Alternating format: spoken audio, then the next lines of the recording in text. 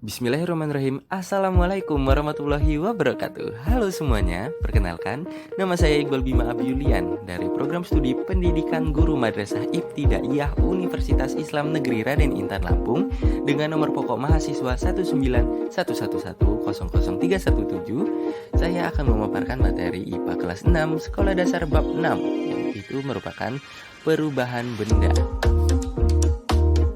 Sebagai referensi, saya mengambil materi dari buku IPA kelas 6 SD untuk SD dan MI yang bermaterikan perubahan benda.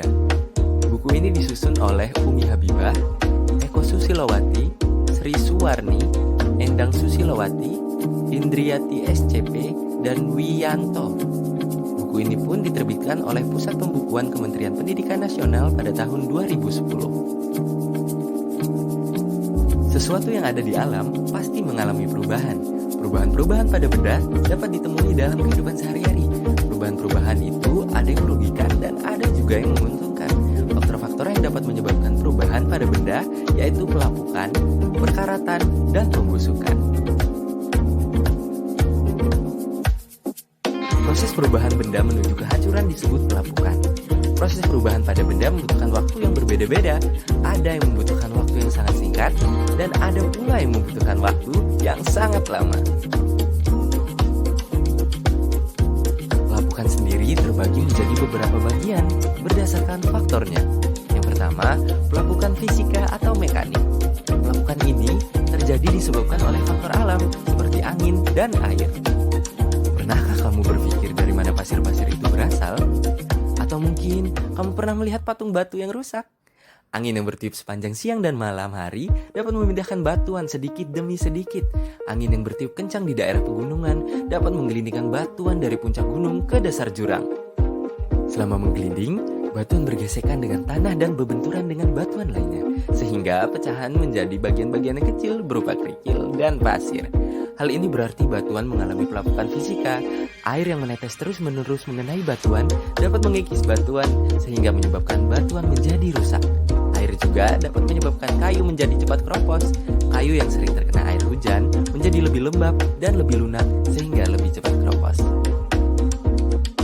Selanjutnya, pelapukan biologi atau organik. Pelapukan ini berbeda dari pelapukan sebelumnya. Pelapukan ini disebabkan oleh makhluk hidup seperti pohon, lumut, dan rayap. Pernahkah kamu melihat batuan yang ditumbuhi oleh pohon atau lumut? Pohon dan lumut dapat tumbuh di batuan karena di tempat itu ada sedikit tanah dan air. Hal tersebut banyak terdapat di daerah yang lembab.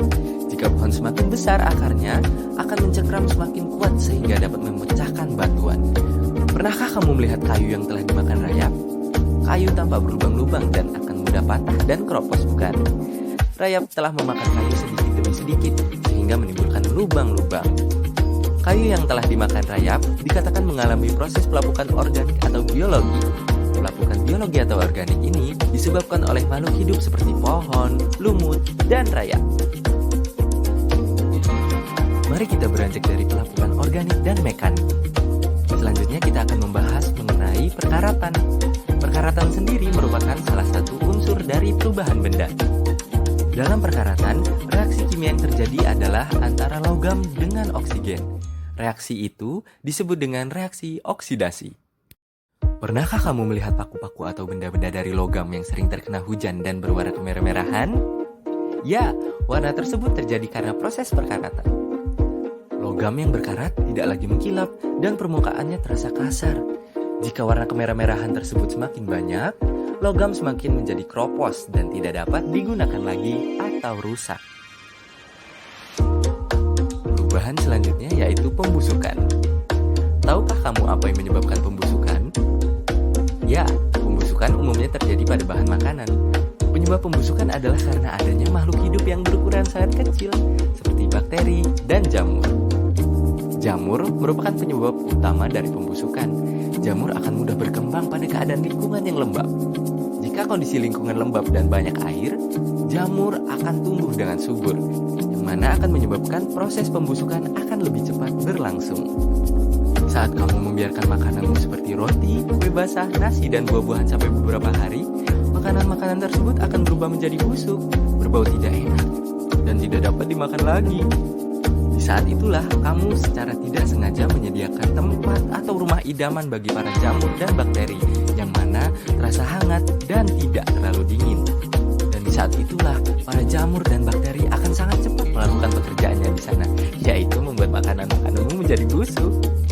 Kandungan air yang terlalu banyak dalam bahan makananmu akan menjadikan energi bagi mereka untuk mempercepat pembusukan. Dan satu lagi rahasia, jamur dan bakteri penyebab pembusukan akan tumbuh dan berkembang dengan cepat jika banyak udara. Jadi, segera habiskan makananmu ya.